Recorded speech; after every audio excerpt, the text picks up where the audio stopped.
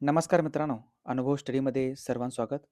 4 मार्च 2026चे जेवढेही महत्त्वाचे प्रश्न असतील, हे महत्त्वाचे प्रश्न आपण या व्हिडिओच्या माध्यमातून बघूयात.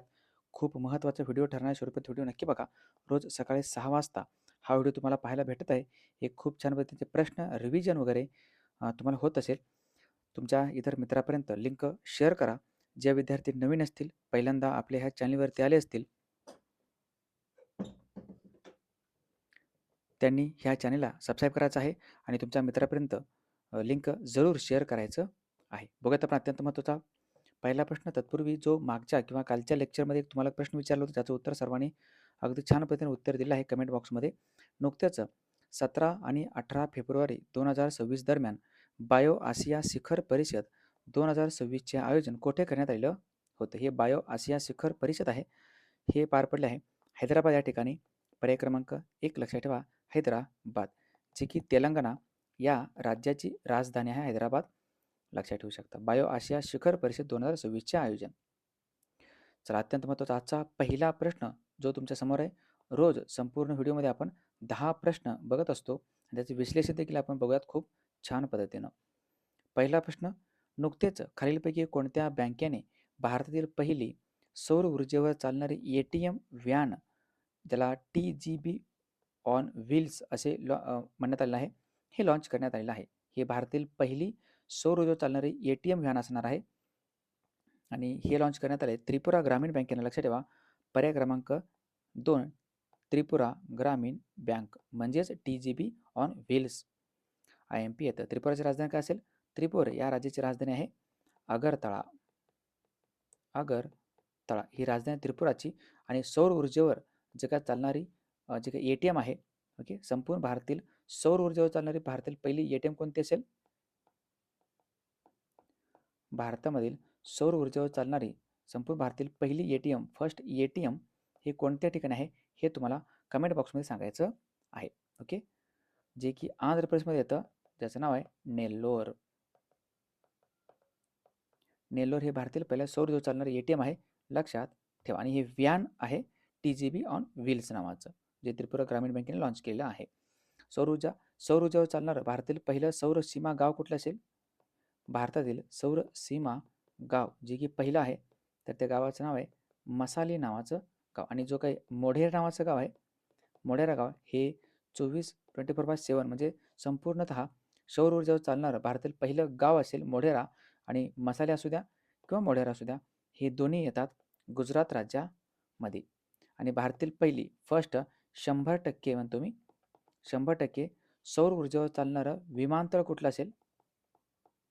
तर ते आहे कोची आंतरराष्ट्रीय विमानतळ, ज्याला कोचीन आंतरराष्ट्रीय विमानतळ असं म्हणतो आपण, केरळमध्ये येतं.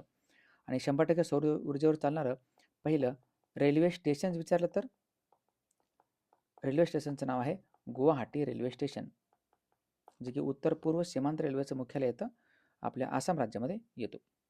भारतातील पहिला सौर ओके, लक्षात ठेवा, सौर किचन गाव आहे बांचा. सौर किचन गाव आहे बांचा, IMP आहे. हे अशा प्रकारचे व्हॅन आहेत, जे की सोलर, हे वर सोलर प्लेट लावलेले आहेत, ह्याच्यावरती हे व्हॅन चालतं, ATM चालतं. पहिले जे घडामोडी त्यांच्यावरती एक नजर आपण टाकूयात, जे की खूप खूप महत्त्वाचं आहे. रिव्हिजन जेवढं जास्त आपण करू तेवढं जास्त आपल्याला फायदा होऊन जाईल. 1 एप्रिलपासून unified okay pension scheme, unified pension आहे हे लक्षात ठेवा. युनिफाईड पेन्शन स्कीम लागू करणारा भारतातील पहिला राज्य कोणता असेल? तर तो राज्य आहे महाराष्ट्र. भारताने विकसित केलेले पहिले स्वदेशी MRI मशीन कोणत्या ठिकाणी लॉन्च केलेलं आहे? हे एम्स नवी दिल्ली या ठिकाणी. शहरी माल वाहतूक, ज्याला आपण कार्गो असं म्हणतो, कार्गो सेवा सुरू करणारे भारतातील पहिले मेट्रो कोणतं असेल? तर ते दिल्ली मेट्रो. भारतातील पहिला नॅनो इलेक्ट्रॉनिक रोड शो कुठे सुरू झाला आहे? ही आहे IISc बेंगळुरू या ठिकाणी. आंतरराष्ट्रीय ऑलिम्पिक समितीची पहिली महिला अध्यक्ष बनलेत क्रिस्टी कॉवेंट्री. आणि भारतातील पहिला त्रिभुवन सहकारी विद्यापीठाची स्थापना करण्यात आले गुजरात या राज्यामध्ये. लक्षात ठेवा, महत्त्वाचं आहे, घ्या. दुसरा प्रश्न जो तुमच्या समोर आहे. नुकतेच लेनाकापावीर हे दीर्घकाळ चालणारे इंजेक्शनने बनवलेले HIV प्रतिबंधक औषध लॉन्च करणारा जगातील पहिला देश हा कोणता बनलेला आहे? हा जो काही लेनाकापावीर जो का औषध आहे, लस आहे साधारणतः ही, ही लस आहे, ही 1 वर्षातून 2 वेळा डोस देणार आहे झिम्बाब्वे देश. त्यामुळं झिम्बाब्वे हा पहिला देश बनला आहे ज्यांनी हे HIV जो काय औषध आहे तो लॉन्च केलेलं आहे. ओके, कशासाठी हे HIV साठी आहे. त्याला आपण HIV याच्यामुळे काय होतो, याच्या म्हणजे ह्युमन इम्युनो व्हायरस म्हणतो, पण हे जर आपल्या शरीरामध्ये गेलं त्याला रेट्रो व्हायरस असेही म्हणतात. रेट्रो व्हायरस असंही म्हणतात, ज्यामुळे आपल्याला होतो AIDS. Acquired immuno deficiency syndrome AIDS लक्षात ठेवा. आणि दरवर्षी 1 डिसेंबर जो आहे हा काय करतो, 1 डिसेंबर दिवस हा जागतिक एड्स निर्मूलन दिवस म्हणून साजरा करत असतो. ॲक्वायर्ड इम्युनो डेफिशियन्सी सिंड्रोम जो की विषाणूमुळे होणारा आजार आहे एड्स लक्षात ठेवा. एड्ससाठीचं जो चाचणी आहे, चाचणी कोणती असेल? एलिसा चाचणी, ELISA एलिसा चाचणी कशासाठी उपयुक्त आहे? एड्ससाठी आहे लक्षात ठेवा. झिम्बाब्वेची राजधानी काय असेल? हरारे. झिम्बाब्वेची राजधानी हरारे आहे लक्षात ठेवा. T20मध्येच खूप चांगलं कामगिरी T20 वर्ल्ड कपमध्ये यावर्षी झिम्बाब्वे केलेला आहे. इजिप्तची राजधानी काय असेल? कैरो ही इजिप्तची राजधानी, ज्याला आपण नाईल नदीची देणगी म्हणतो आपण.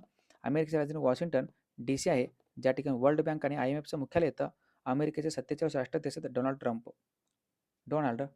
ओके, चला पुढचा प्रश्न. तिसरा प्रश्न खूप महत्त्वाचा आहे. नुकत्याच फिशिंग कॅटच्या पहिल्याच मूल्यांकनात खालीलपैकी कोणत्या राज्यात सर्वाधिक संख्या आढळलेली आहे? फिशिंग कॅट जो आहे असं मांजर आहे जो काय खातो? मासे खातो. ओके, मासे खाणारा हा मांजर ज्याला फिशिंग कॅट म्हणतो आपण, जो की पश्चिम बंगाल जो राज्य आहे, या पश्चिम बंगालचा हा राज्य प्राणी आहे. कुठला? Fishing cat. ओके, मग ह्या फिशिंग कॅटची जी काही गणना करण्यात आली, ओके, मूल्यांकनामध्ये गणना करण्यात आली, ज्याच्यामध्ये सर्वाधिक फिशिंग कॅट आढळलेले कोणत्या राष्ट्रीय उद्यानामध्ये? राष्ट्रीय उद्यान आहे काझीरंगा राष्ट्रीय उद्यान, पर्याय क्रमांक 3. कुठे येतं काझीरंगा राष्ट्रीय उद्यान? आसाम राज्यामध्ये आहे. आसाम राज्यामध्ये काझीरंगा राष्ट्रीय उद्यान आहे. याच्या व्यतिरिक्त आसाम राज्यामध्ये मानस राष्ट्रीय उद्यान आहे, रॉयल मानस. ओके, मानस राष्ट्रीय उद्यान आहे. त्यानंतर दिहिंग पटकई नावाचं पण राष्ट्रीय उद्यान आहे. रायमोना राष्ट्रीय उद्यान आहे आसाम राज्यामध्ये. ठीक आहे ना. आसाममध्ये दिब्रू साईखोवा नावाचं पण एक राष्ट्रीय उद्यान आहे. भरपूर राष्ट्रीय उद्यान आहेत आसाममध्ये. हां, मात्र यांच्यापैकी काझीरंगा आणि मानस आणि काझीरंगा ह्या दोन्हीला वर्ल्ड हेरिटेज साईट जागतिक वारसा स्थळामध्ये 1985 मध्ये स्थान देण्यात आलं आहे. याच्यासोबत केवलादेव पण आहे, जो की राजस्थान राज्यामध्ये येतो. राजस्थानमधील केवलादेव, आसाममधील मानस आणि काझीरंगा लक्षात ठेवा. 1985 वर्ल्ड हेरिटेज साईट आहेत. काझीरंगा कशासाठी प्रसिद्ध आहे? हे प्रसिद्ध आहे एक सिंगी गेंड्यासाठी. एक सिंगवाला गेंडा, समजतं? लक्षात ठेवा. कुणो कुठं आहे? कुणोमध्ये आपण नुकतंच चित्ता आणून ठेवलं येतं. कुणो राष्ट्रीय उद्यान येतं मध्य प्रदेशमध्ये. गीर कुठं आहे? गीर हा आशियाई जे सिंह आहेत, एशियन लॉयन म्हणतो आपण त्याला, आशियाई सिंहासाठी प्रसिद्ध आहे गीर, जो की गुजरात राज्यामध्ये आहे. गीरचं राष्ट्रीय उद्यान गुजरात राज्य. ताडोबा आपल्या महाराष्ट्रामध्ये आहे. महाराष्ट्रामध्ये कुठं विचारलं तर ते चंद्रपूर जिल्ह्यामध्ये. लक्षात ठेवा. हे फिशिंग कॅट ची संख्या काझीरंगा राष्ट्रीय उद्यानामध्ये सर्वात जास्त आहे. अशा प्रकारचा दिसतो हा मांजरच आहे एक प्रकारचं. ओके, पुढचा प्रश्न. नुकत्याच भारतीय सैन्याद्वारे इंडियन आर्मीद्वारे खालीलपैकी कोणत्या राज्यात अग्निवर्षा जो युद्ध सराव आहे, युद्ध अभ्यास आहे, 2024 हे पार पडलेलं आहे? अग्निवर्षा युद्धाभ्यास आहे इंडियन आर्मीनं, भारतीय भूसेनेनं हे जो काही युद्धाभ्यास आहे तो लॉन्च केला आहे इंडियन आर्मी. लक्षात ठेवा. कोणत्या ठिकाणी? तर पोखरण या ठिकाणी. पोखरण येतं राजस्थानमध्ये. राजस्थानमधील पोखरण या ठिकाणी लक्षात ठेवा. पोखरणमध्ये पण अणुचाचणी पण करण्यात आली होती 1974 आणि 1998 मध्ये. ओके, अणुचाचणी 2 वेळेस साजरा करण्यात आलेलं आहे. बाकी ठीक आहे. राजस्थानमध्ये येतं भूसेना आणि भारतीय इंडियन आर्मी जे आहे भूसेना जे आहे, ह्या भूसेनेचे भूदल प्रमुख कोण असतील? त्यांचं नाव आहे उपेंद्र द्विवेदी.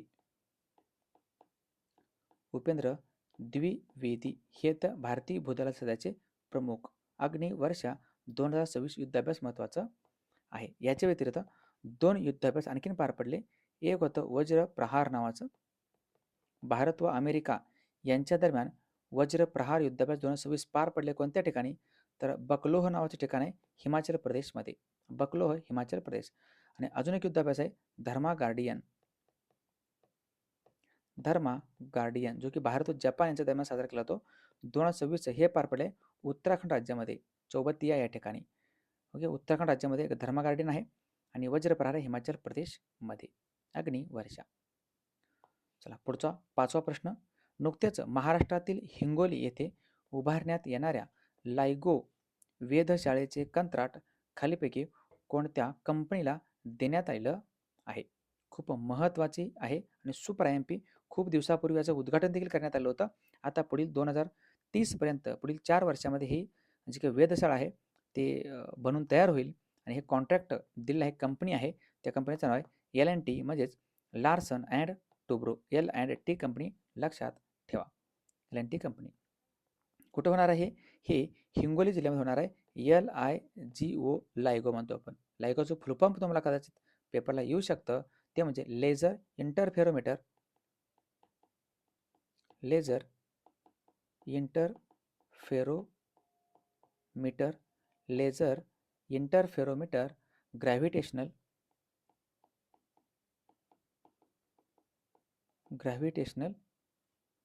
Wave observatory.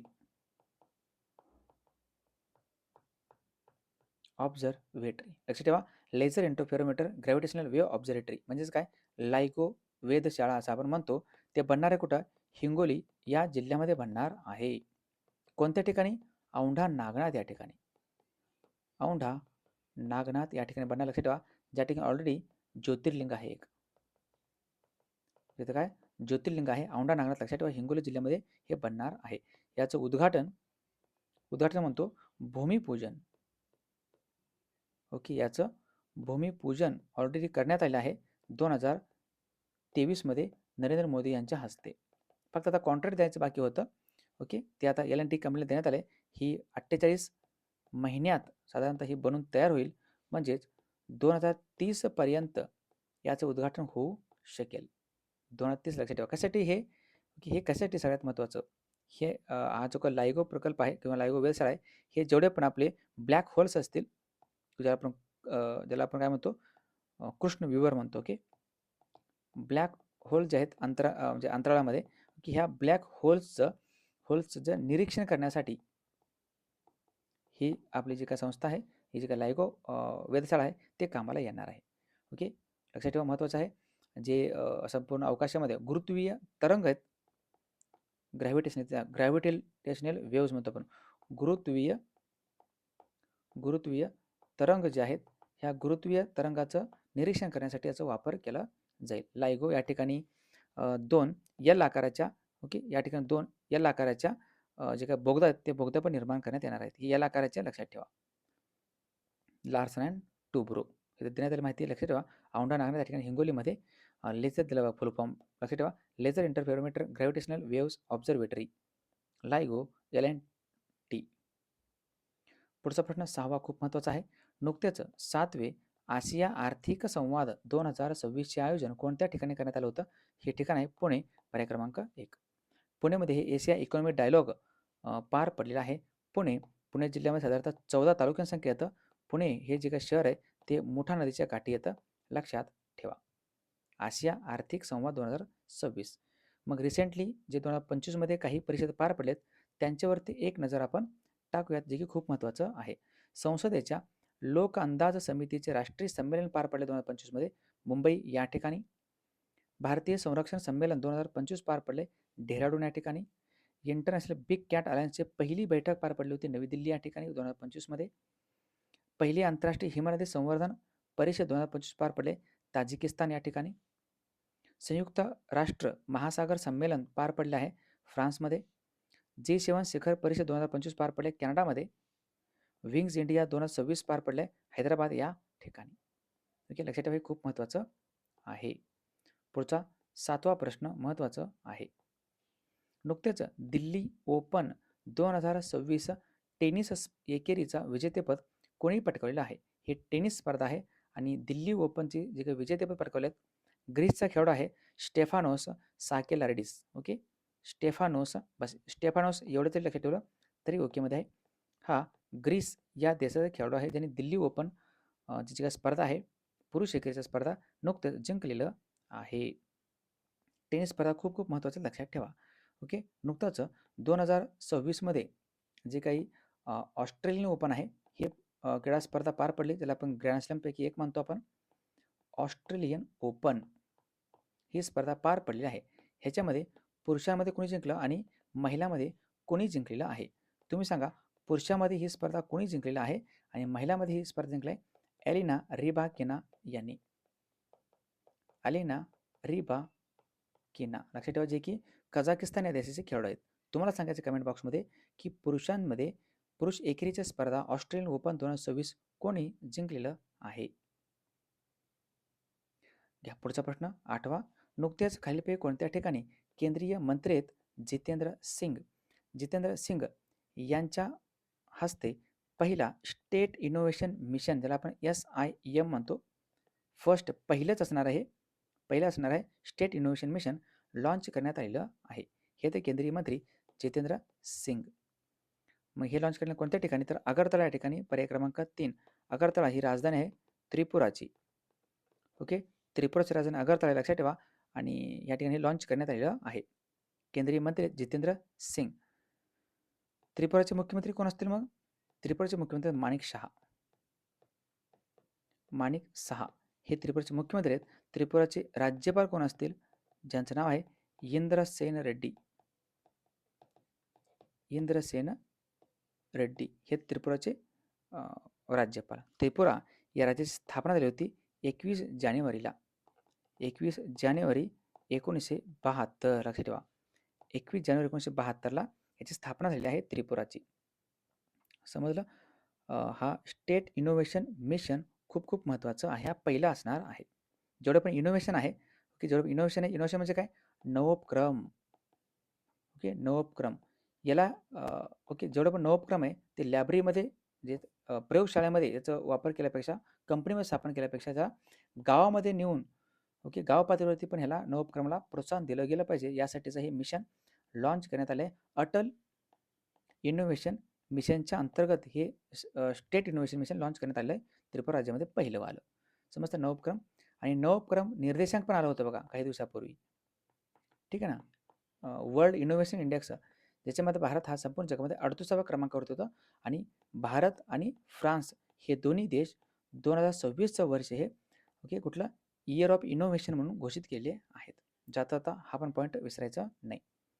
चला पुढचा प्रश्न, 9वा प्रश्न.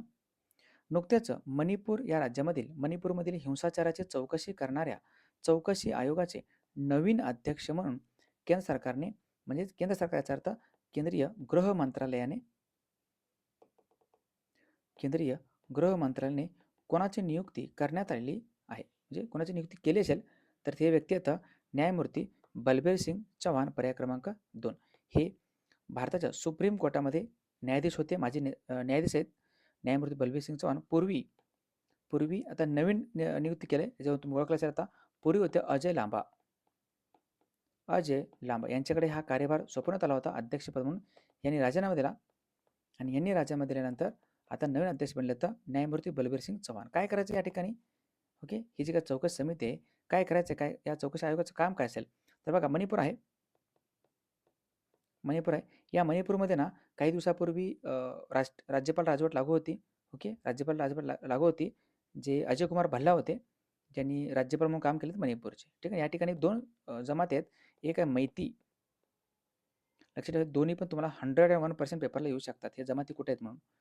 ओके, एक आहे मैती, दुसरा आहे कुकी यांचा संघर्ष होतो. या ठिकाणी संघर्ष होतो, कंटिन्यूपणे क्लासेस उडतात. तर मैती आणि कुकी, लक्षात, हे जे काही जंगलामध्ये किंवा डोंगरामध्ये राहतात आणि एक पठारावरती राहतात गावामध्ये खाली, असे 2 जमाती आहेत, मैती आणि कुकी. तर मैती कुकी संघर्ष कोणत्या राज्यामध्ये असेल तर मणिपूर. येतं लक्षात. मणिपूरची राजधानी काय असेल? इम्फाळ ही मणिपूरची राजधानी आहे. आणि मणिपूरची काय सीमा आहे ती म्यानमार या देशाला पण लागलेलं आहे. मणिपुरी जी काही भाषा आहे, ओके, अच्छा, मणिपूर भाषेवरून आठवलं, मणिपुरी भाषा आहे, मणिपुरी तसं डान्स पण आहे. मणिपुरी भाषेमधील एक बुंग नावाचा चित्रपट आहे. कुठलं? बुंग चित्रपट आहे, ज्याला बाफ्टामध्ये सर्वोत्कृष्ट कौटुंबिक चित्रपटाचा पुरस्कार देण्यात आलेला आहे. IMP बुंग चित्रपट हे मणिपुरी भाषेमधील आहे. मणिपुरी डान्स पण आहे बघा, एक मणिपुरी डान्स पण आहे, ज्याला आपण क्लासिकल नृत्य म्हणतो आपण. समजलं असेल तर बऱ्यापैकी 2-3 पॉईंट तुम्हाला. अच्छा, एक व्यक्ती या ठिकाणी चर्चेमध्ये, लक्षात ठेवा, ओके, रंजना प्रकाश देसाई. रंजना देसाई हे कोण येतं? हे 8व्या वेतन आयोगाचे अध्यक्ष आहेत. 8व्या वेतन आयोगाचे अध्यक्ष कोण असतील? रंजना प्रकाश देसाई. चला एकदा सर्वांनी आपल्या ह्या यूट्यूब चॅनलला सबस्क्राईब करून ठेवा बरं. सबस्क्राईब करा, शेअर करा तुमच्या मित्रापर्यंत. रोज जी.के. आणि चालू घडामोडीचे लेक्चर आपल्या या यूट्यूब चॅनलवर तुम्हाला पाहायला भेटत आहे. हे येतं बलबीर सिंग चव्हाण. पुढचा आणि अंतिम प्रश्न 10वा. नुकतेच हत्या करण्यात आलेले अयातुल्ला अली खामेनी हे कोणत्या देशाचे सर्वोच्च नेते होते? सगळ्यांना माहिती असेल आता, इराण आणि इस्रायल. या 2 देशाचं भांडण, या 2 देशाचं युद्ध सध्या चालू आहे. इराण आणि इस्रायल लक्षात ठेवा.